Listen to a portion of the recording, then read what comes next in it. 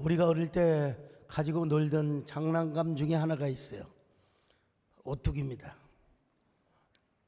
오뚜기는 어느 곳에 던지든지 일어납니다. 여러분 주저앉은 봤어요? 일어나요. 왜 일어납니까? 그 속에 쇠다마가 있어요. 쇠 구슬이 있어요. 중심을 잡아줍니다. 어느 목사님은 결혼 주례를 하실 때마다 신혼부부에게 오뚜기라는 선물을 주셔요. 왜 이 장난감을 주십니까? 장난감이 아닙니다.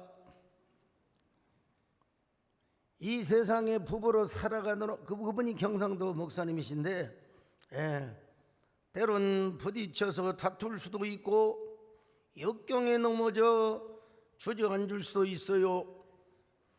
그때마다 다시 일어서는 법을 배우기 위하여 이 선물을 주는 것이라고. 본인도 좋고 그대도 좋아야 돼요. 여러분, 근데 우리가 지금 살아있잖아요. 여러분 힘들었어도 여러분 살아있잖아요. 살아있으면 일어나시기를 바랍니다. 오뚜기 정신으로 일어나라 이 말입니다. 여러분, 그 목사님은 오뚜기 선물을 줄 때마다 요 성령 구절을 써놨다고 그래요. 자, 잠언 24장 16절 시작. 대저 의인은 7번 넘어질지라도 다시 일어나려니와 악인은 재앙으로 말미암아 엎드러지느니라. 우리 인생이 뭐냐면 장애물 넘기 게임과 같아요. 하나의 고비를 넘기면 이제 다 순탄할 줄 알았는데 또 고비가 또 있어요. 아이고, 원수 넘어 고비, 원수 넘어 재난. 이 경기 지나고 나면 편탄한 건데 또 나중에 또 고비가 또 있는 거예요, 여러분. 그럼에도 불구하고 뭐라고 그러냐? 오늘 잠언서는 뭐라고 그러냐? 그럼에도 불구하고 다시 일어나라, 일어나라, 일어나라. 어떻게 일어날 수 있을까요? 오늘 본문이 이 사실을 말씀하고, 미루는 자는 일어나지 못한대요. 지혜로운 자, 슬기로운 자가 일어날 수 있다는 것입니다. 여러분, 7번 아니라 70번을 넘어져도 700번을 넘어져도 우리가 일어나면 되는 것입니다. 주님의 손을 붙잡고 일어나면 되는 것입니다. 어리석음을 버려야 되는 거예요. 그래서 첫째는 어리석은 것을 반복하지 말고 슬기로운 것을 반복해라. 슬기로운 것을 반복해라. 여러분, 왜 우리가 어리석음을 반복합니까? 미련하니까 지혜롭지 못해서 그래요. 아니면 게을러서 그래요. 나태해서. 잘못 판단하는 사람입니다. 이 사람은요, 그 마음속에 자기 생각으로 가득하 있어요. 오늘 본문에 보니까요, 미련한 사람의 몇 가지 특징이 열거되어 있는 대로, 자, 잠언 26장 1절 같이 보실까요? 시작. 미련한 자에게는 영예가 적당하지 아니하니 마치 여름에 눈 오는 것과 추수 때 비 오는 것 같으니라. 여러분, 미련한 사람 얼마나 답답해요. 여름에 눈이 온다니 이거 말이 됩니까? 여러분, 타작을 할 때 비가 오면 되겠습니까? 말이 안 되는 거죠. 이 지나치게 명예를 추구하는 사람, 지나치게 어울리지도 않는 과도한 명예를 추구, 막 자기를 드러내려고 하는 사람 말이에요. 여러분, 옛날에는 노비가 있었어요. 노예가 있었어요. 옛날에는. 근데 시골 머슴이 들고 있어야 할 것은 뭐가 있어야 됩니까? 명인, 또 뭐 장인, 명장, 달인, 뭐 이런 칭호를 가지고 있어야지. 그냥 시골 옛날에 노비가 주는 대로 다 모자를 쓰면 되겠습니까? 명예박사 준다고 다 쓰면 되겠습니까? 안 되죠. 저도 명예박사를 몇 개 받은 사람인데, 아이고, 얼마 전까지만 해도 어느 학교에서 제발 좀 명예박사 좀 받아달라고. 저는 받을 수가 없습니다. 안 됩니다. 제가 주제를 알아야죠. 아닙니다. 조건 없습니다. 받아주세요. 여러분, 텀을 주고 받아야지. 너무 자주 받아도 그렇지 않습니까? 그래서 여러분, 거절을 하고 사절을 해왔습니다만은 잘했죠, 여러분. 저 안 받으니까 우리 권사님이라 받으라고. 어떤 데서는 아예 안 갔는데도 불구하고 애국에서 명예박사 학위를 보내요. 우리 정원사님 명예박사를 2개 받았는데 더 이상 받지 마세요. 미련한 사람은요, 명예만 좋아하는 게 아니라 입도 거친데요. 입이 거칠어. 자, 잠언 26장 2절입니다. 시작. 까닭 없는 저주는 참새가 떠도는 것과 제비가 날아가는 것 같이 이루어지지 아니하느니라. 여러분, 우리가 예수 그리스도 안에 있으면요, 그 어떠한 저주, 그 어떠한 뭐 악담, 험담, 이거 다 소용없습니다. 다 그거 아무 까닭 없어요. 뭐 같아요? 제비가 떠들고 참새가 떠드는 거와 똑같아요. 누가 다 욕한다고 좀 신경 쓰지 마세요. 그 옛날에 막 미신이 있었잖아요. 막 미신. 그 우리 정원사님은 일반 불신자도 전도했지만 막 무당들도 많이 전도해가지고 무당이 쓰는 기구들을 다 불태워버리고 발로 짓밟아 버렸어요. 그만큼 담대하셨다는 거죠. 왜냐? 그 모든 점쟁이들도 무서워해요. 자기가 섬기는 영감님 할아버지가 자기를 노여하고 자기를 저주할까 봐서 그 끄떡없다. 예수만 믿으면 된다.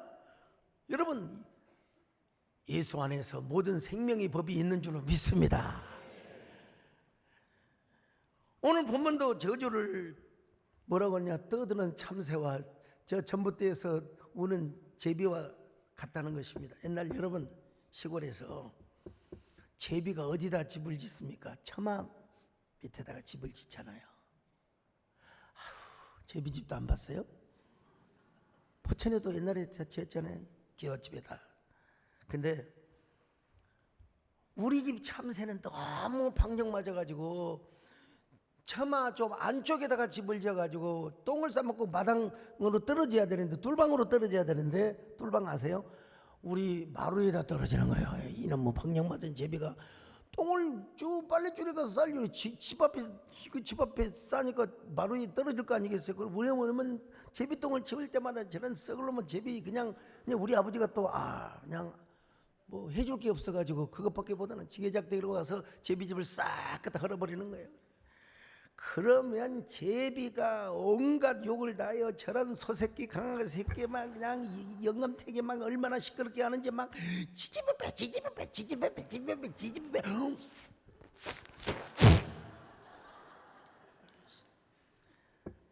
근데 아무 일도 없어요. 이듬해에 무슨 박씨를 가져온 일도 없고, 아무리 제비가 욕을 해도 한나 잘라 욕하다가 다시 부지런히 이쪽 처마에다가 다시 집을 짓고 알을 낳고 새끼를 갖더라고. 사람도 마찬가지입니다. 누가 어떤 욕을 하고 아무리 비방을 해도요, 내가 예수 그리스도 안에 있으면 그 욕이 내 운명을 컨트롤할 수 있는 능력이 없어요. 우리가 살면서 얼마나 비방, 저도 여러분 한국교회를 위해서 일한다고 얼마나 많은 비방과 떠드는 참새 같은 소리를 많이 들었습니까? 그럴 때 여러분 이렇게 외치세요. 반사! 거울! 유리하지 말고요. 유리는 그대로 침투가 빛이 올 수 있어요. 여러분 거울과 유리의 차이를 아십니까? 유리는 그냥 유리예요. 그냥 빛이 그대로 들어와. 근데 유리에다가 수건을 발라놓으면 반사가 되는 거야. 미러 다 내 얼굴이 보이는 거예요. 그러므로 여러분의 마음속에 예수 그리스도의 생명이 가득하시기를 축원합니다. 은혜가 가득하시기를 바랍니다. 그냥 은혜를 받는다 그렇게 생각하면 돼요. 주여 나에게 은혜가 충만하게 하여 주옵소서. 나라고 하는 투명한 유리에 주님의 은혜를 입혀 주시옵소서. 그래서 모든 저주는 반사시켜버리게 하여 주시고 언제나 은혜만 우리 안에 가득하게 하여 주시옵소서. 한번 따라합시다. 은혜 거울 반사. 모든 것이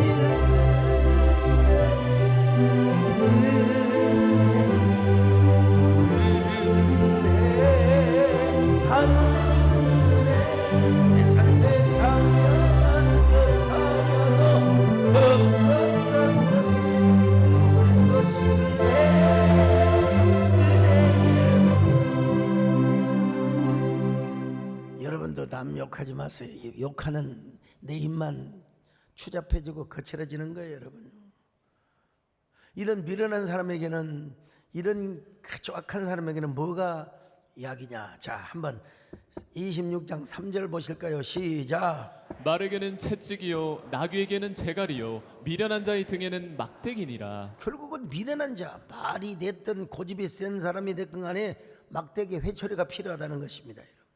예. 아무리 일을 잘하는 잘 달리는 말도 여러분 회초리로 때려야 더 잘 달리게 되는 거예요. 여러분 주인이 나귀 새끼에게 끌려다니면 되겠습니까? 주인이 아무리 주인이라 하더라도 여러분 소한테 끌려다니면 안 돼요. 우리 어린 시절에 힘센 황소가 있어요. 그래갖고 막 고집불통의 황소가 있거든요. 이걸 뭐라고 하냐면 우리 동네에서는 찌럭대기 황소라고 그랬어요. 찌럭대기 아세요? 찌럭대기 고집을 얼마. 이런 황소는 어떻게 하느냐? 코에 구멍을 뚫어요. 옛날에 너무 잔인했어요. 우리 아버지 보면은 막 작은 아버지하고 함께 소포를 잡고 소를 이렇게 가까이 매놓고 그 코를 뚫어요. 소코를 뚫어요. 그래가지고 뚫어넣어가지고 콧도리를 딱 달아놔요. 한번 보여주세요. 저 콧도리. 저것만 잡으면 젊은 애도 괜찮습니다. 저것만 딱 잡으면 돼요. 저것만 딱 잡으면. 여러분 이래봬도 제가 쟁기질 세대입니다. 서장님 쟁기질 해보셨어요? 여러분 쟁기질은 중심을 잘 잡아야 돼요. 그리고 쟁기에 힘을 넣어가지고 많이는 안 해봤지만 우리 아버지께서 좀 쉬시는데 저도 한번 해보겠습니다. 그리고 해보니까 이거 콧뚜레만 잘 당기면 이라 자라 이라 워 우리 소가 알아들어요. 아 이라 자라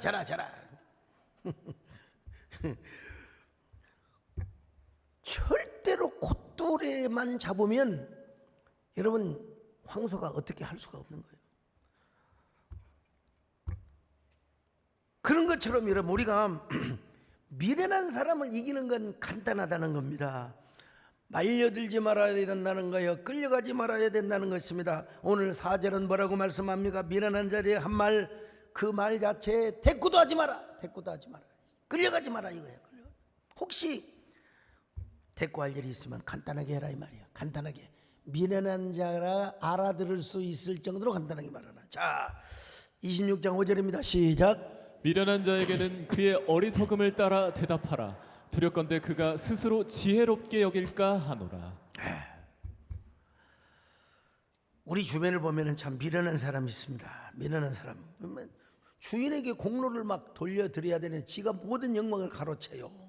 이런 사람 절대로 가까이 하지 말라는 거. 26장 6절 시작. 미련한 자 편에 기별하는 것은 자기의 발을 베어버림과 해를 받음과 같으니라. 여러분 언제나 모든 것이 잘 되면 하나님의 은혜로 여기시기를 바랍니다. 아이고 교회 가닥에 내가 교회를 잘 만났어요. 목사님을 잘 만났어요. 우리 교회 나와서 이런 복을 이렇게 말할 줄 알았어요. 내가 원래 운이 좋은 사람이니까 안녕하시오? 나봐요. 그러지 마시고 여러분 격이 있으셔야지요. 다 하나님 은혜입니다. 목사님 만나서 우리 세대께 만나서 이렇게 하나님 은혜로 이렇게 복을 받았습니다. 그런 사람에게 하나님께서 은혜를 주시는 것이지.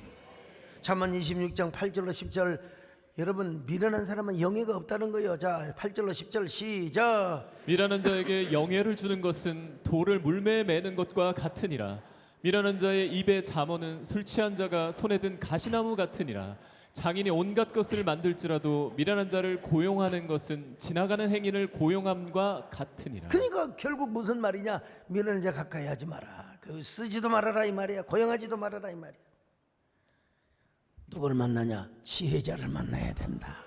여러분 지혜자의 원형이 누굽니까? 근원이 누구이십니까? 예수 그리스도가 아닙니까? 오늘 여러분이 누구를 만나러 왔어요? 예수님을 만나러 왔습니다.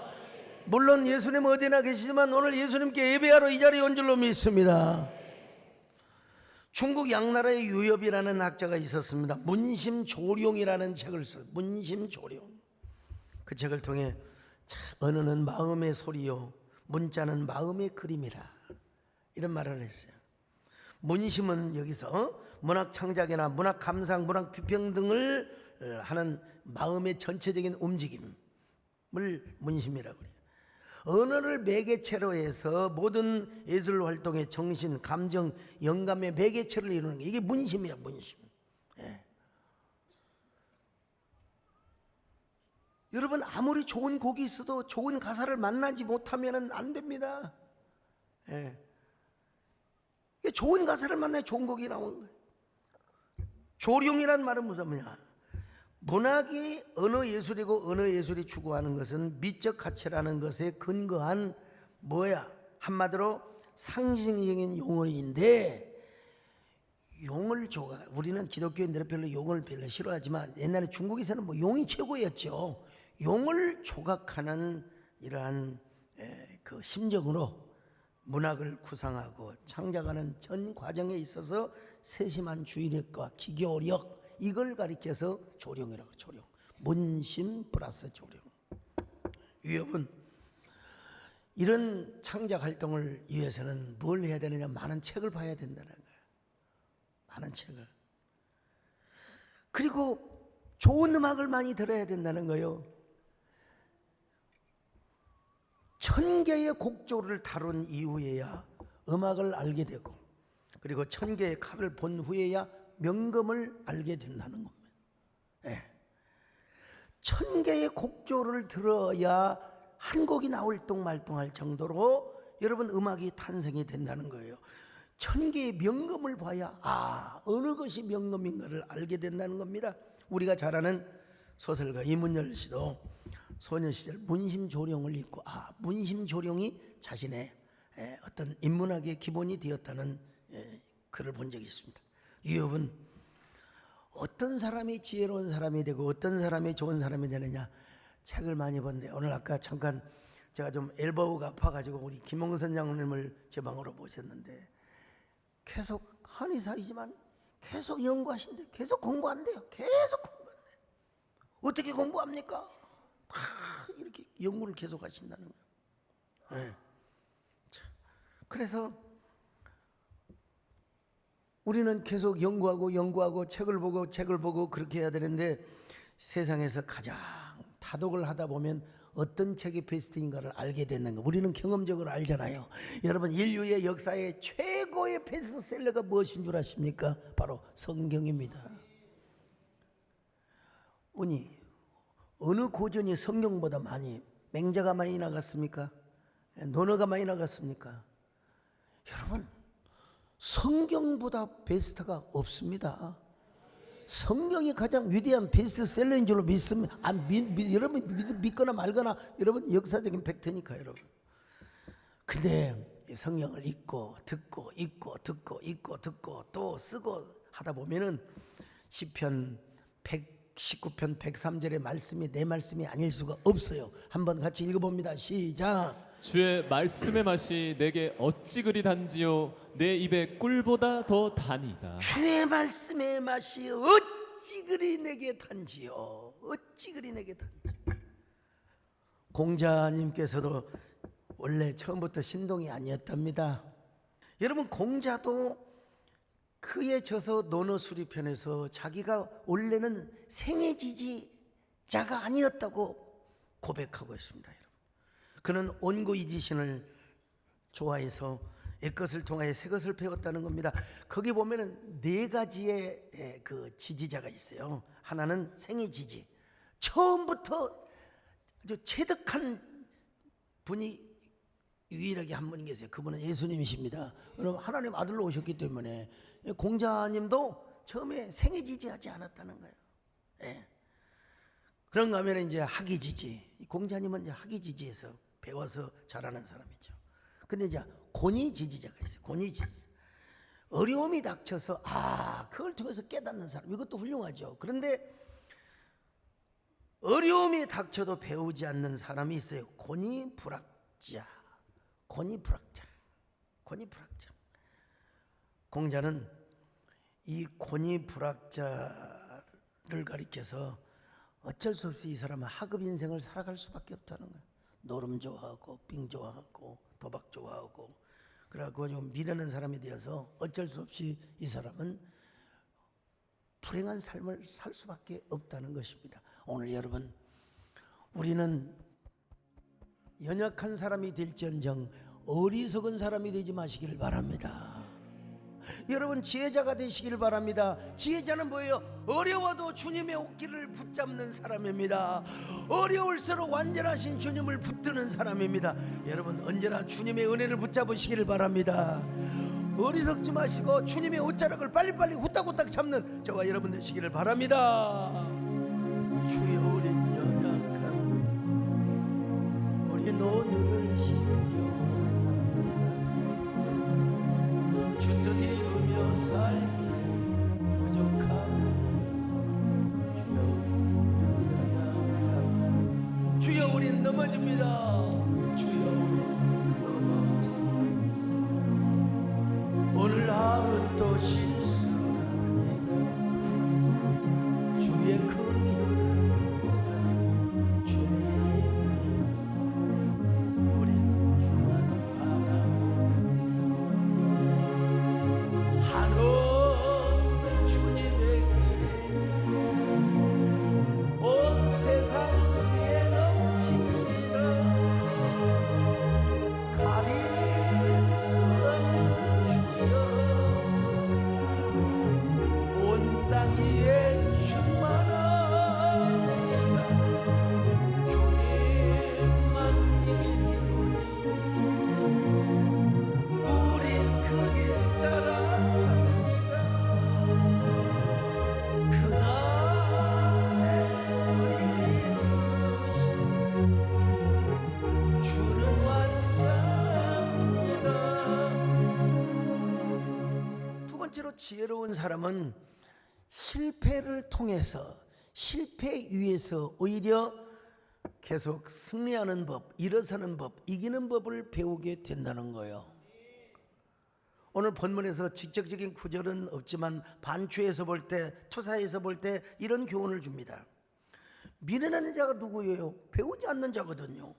계속 어리석은 일을 반복하는 자거든요. 그런데 지혜로운 자는 반대로 뭐예요?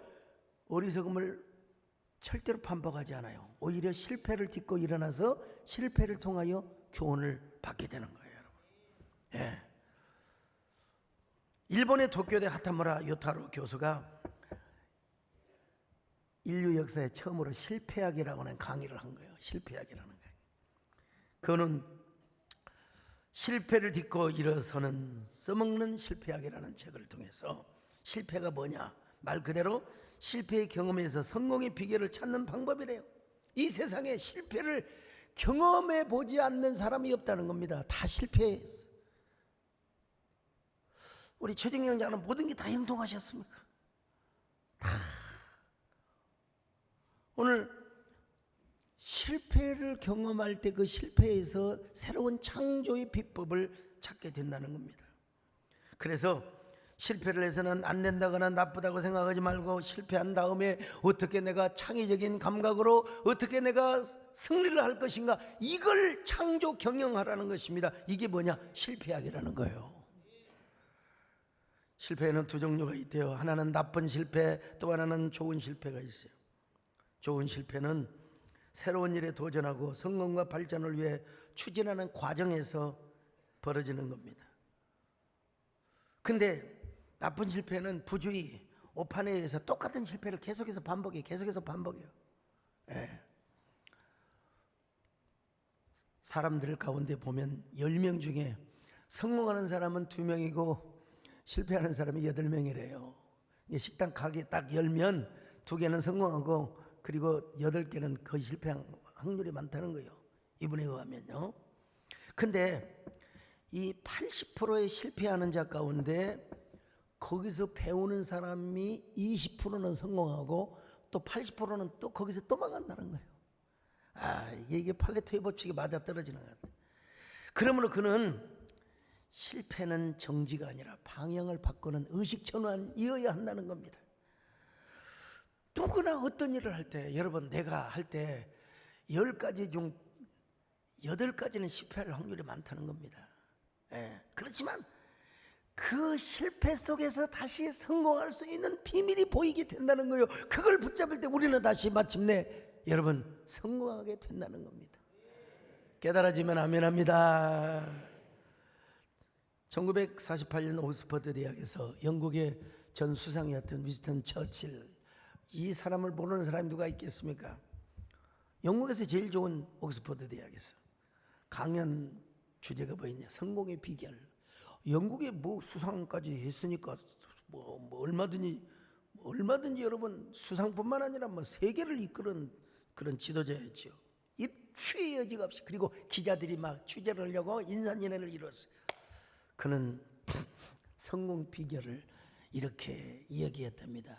첫째는 절대로 포기하지 않는 것, never give up. 두 번째는 never give up. 절대로 포기하지 말아라. 우리 서정열 장로님이 never. 근데 이분은 또 한마디 더 있어요. 세 번째는 never give up. 절절절절포. 예.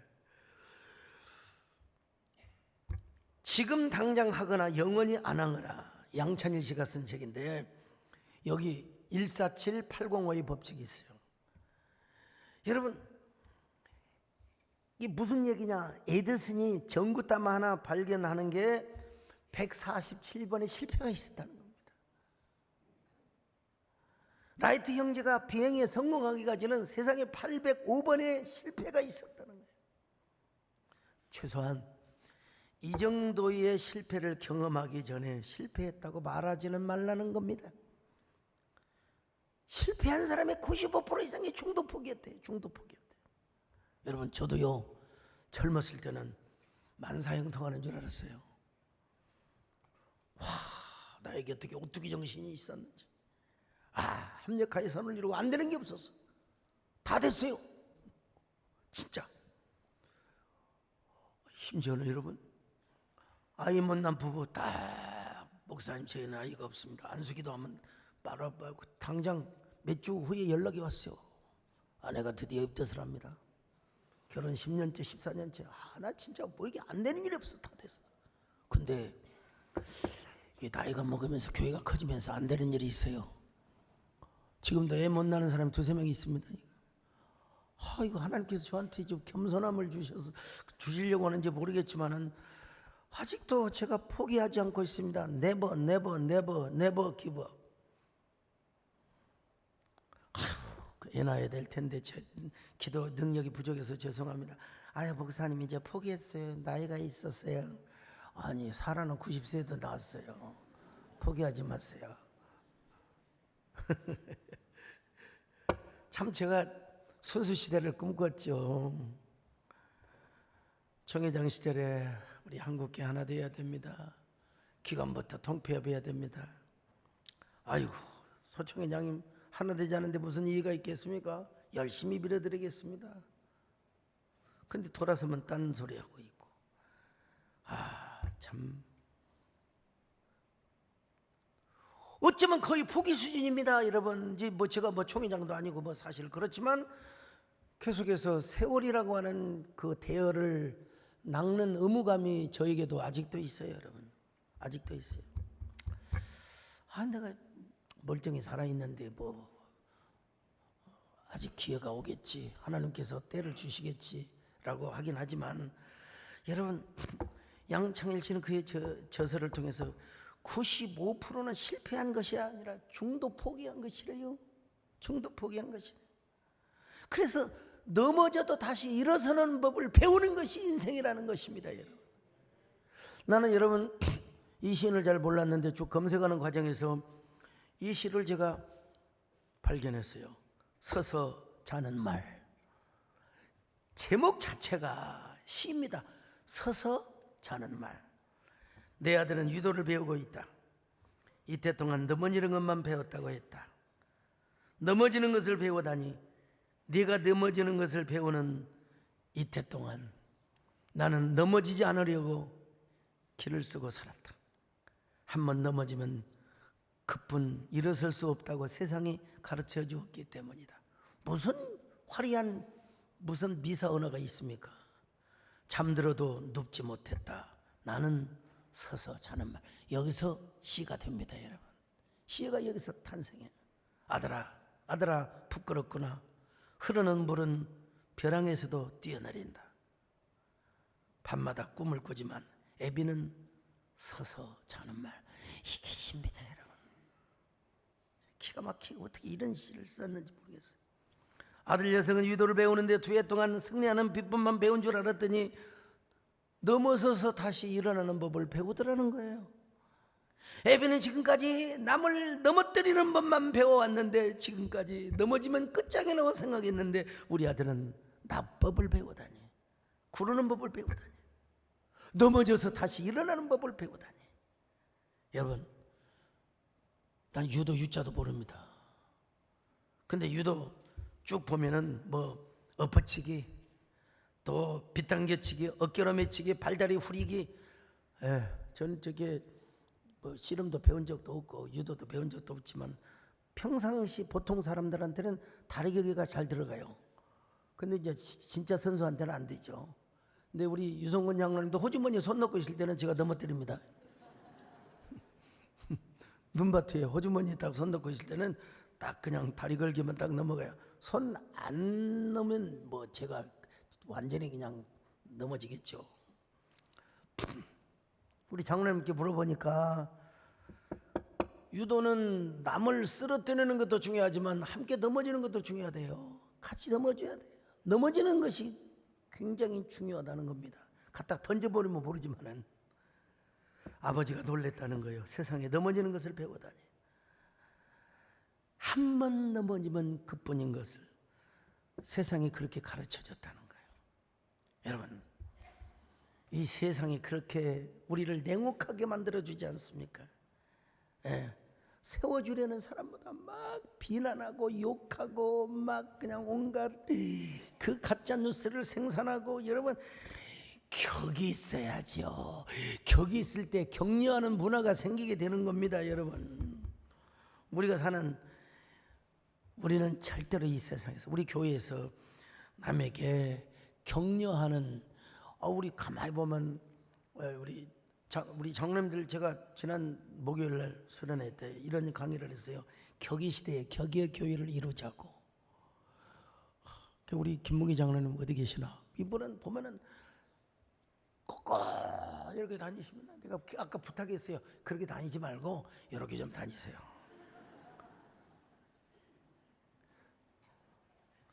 우리 윤덕인 목사님도 꼭 이렇게 다니세요. 이렇게 다녀요. 그러지 말고 이렇게 좀 다니세요. 저도 옛날에는 그랬지만 이렇게 좀 다니세요. 그랬더니 요즘 디스크 치료 중이라 어쩔 수가 없습니다. 여러분, 연세대학교 의과대 교수인 김진영 교수가 쓰신 격의 시대라는 책이 있어요. 격이란 무엇인가? 그 대상에 무엇이든지 간에 시간, 감각, 태도, 때와 맞는 절제와 행동 등에 어우러져 상대에게 우아함을 보이고 편안함을 느끼게 해주는 게 격이라는 것입니다. 옛날에는 양의 시대였어요. 많이 만들면 되는 거예요. 그러다가 이제 질의 시대가 되었어요. 퀄리티가 있어야 돼요. 근데 여러분, 요즘은 이제 격의 시대가 되었다는 거예요. 격의 격. 이 세상에 최고의 격이 있는 곳이 어디입니까? 막 부티나고 막 어디냐? 호텔 가면 격이 있게 보이잖아요. 벌써 다 벨데스크에서부터 모든 호텔 보이, 모든 그 안내하는 분들까지 프론트데스크의 분들 얼마나 친절합니까? 요즘은 격이, 호텔, 또 비행기, 또 어디 있습니까? 백화점. 근데 보면 막 그냥 같은 물건이라도 막 이쁘게 상품을 쫙 친절해가지고. 여러분, 제가 제일 싫어하는 게 뭔 줄 아세요? 제가 제일 싫어하는 게 뭔 줄 아세요? 쇼핑하는 거. 우리 집사람이 아이고 신세계 같이 하자고 하면 저는 아니. 교인들 10만 원 갈 수 있을지 몰라도 진짜 한 번인가 가봤어요. 한 번인가 갔더니 어리어리 하더라고. 야, 세상에 비행기에서 파는 것도 여기서 파네? 수입 제품도 있고. 그런데 막 군데군데 아이고 목사님 오셨어요. 안 가. 여러분, 요즘은요 병원의 경쟁 상대가 어딘 줄 아십니까? 호텔이래요. 한의원도 저기 뭐 이웃에 한의원 들어왔다 이렇게 경쟁하는 것보다 호텔을 생각하시고, 호텔에서 어떻게 서비스를 잘 하는가.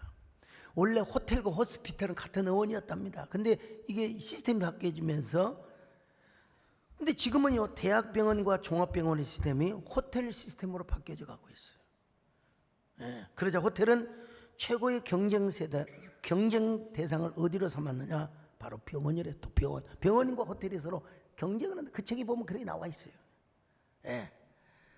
그래서 호텔 경영자는 무슨 체험을 하느냐? 환자 체험을 한다는 거예요. 일부러 가서 병원에 가가지고 무엇이 불편한가? 그 불편한 것을 호텔에다 반영시킨다는 거예요. 반영시킨다. 이런 걸 보면서 제가 우리 교회도 격이 있어야 되는구나. 우리 설교도 좀 격 있게 해야 되겠구나. 자, 우리 교회가 좀 폼나야 되겠구나. 좀 격이 있어야 되겠구나. 여러분, 옛날에는 양적 부흥 좋아요. 양적 부흥 열심히 합시다. 열심히 전도합시다. 질적 부흥 좋습니다. 요즘은요 부흥도 격이 있어야 돼요. 격이 있어야 돼. 여러분, 나이도 격 있게 드시길 바라고, 여러분 격 있게 언제나 성숙하고, 교회 전환 시대, 처치 트랜지션, 교회 전환 시대를 우리가 만나. 그게 뭐냐? 격이 있는 교회입니다. 여러분. 그러기 위해서 우리는 어리석은 것을 반복하지 말고 슬기로운 것을 반복해야 됩니다. 실패를 통해서 예수 그리스도 안에서 다시 예수님을 만나고, 오히려 실패 위에서 다시 일어서는 법을 배울 수 있는 지혜로운 사람이 되어야 됩니다. 예수님의 이름으로, 예수 그리스도 안에서 우리가 실패하는 사람들에게 엠파워링을 하며 여러분 격려를 주며, 이건 희망 고문이 아닙니다. 격려 고문이 아닙니다. 다시 손을 잡고 일으켜 세우는 저와 여러분이 되어야 될 줄로 믿습니다. 여러분, 그래서 우리 모두 함께 격이 있는 삶을 삽시다. 우리 격이 있는 삶, 우리 하나님 앞에 정말로 다시 일어나는 그 삶이 무엇이냐? 이게 최고의 격입니다. 실패했다고 여러분 어떤 어려움이 있습니까? 다시 여러분 일어날 수 있기를 바랍니다. 다시 남도 일어 세우시기를 바랍니다. 예수의 이름으로 나는 일어서니 주가 주신 나는 일어서니 원수가 날 향해 와도 쓰러지지 않은 주가 주신 능력으로 주가 주신 일어서니 하나님. 여러분은 어떤 실패가 있습니까? 하나님, 나는 이러한 어려움이 있습니다. 이런 어려움 속에서 다시 일어서는 법을 배우게 하여 주시옵소서.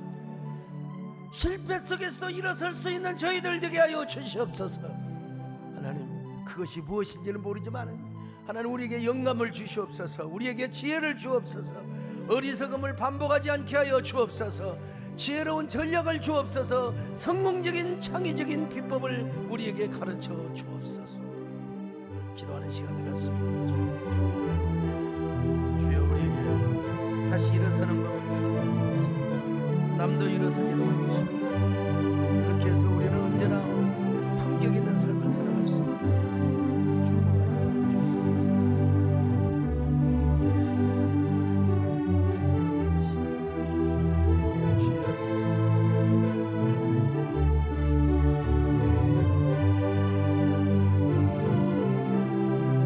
하나님 아버지, 감사합니다. 우리가 인생을 살다 보면 실패하지 않는 데가 없는 적이 없는 것 같습니다. 누구나 실패를 경험해서 앞으로도 어쩌면 우리에게 실패가 있을지도 모릅니다. 그러나 그 실패 속에서 새로운 성공의 어머니, 새로운 창의의 하나님을 만나게 도와주시고, 우리가 7번을 넘어져도 다시 일어날 수 있는 힘과 도전 정신과 창의력을 허락하여 주시옵소서. 하나님, 다시 한번 주님의 옷자락을 붙잡고 일어서는 저희들 될 수 있도록 함께하여 주시고 우리 마음에 평안을 주시고 우리 마음속에 화평을 주시옵소서. 예수님의 이름으로 기도드리옵나이다.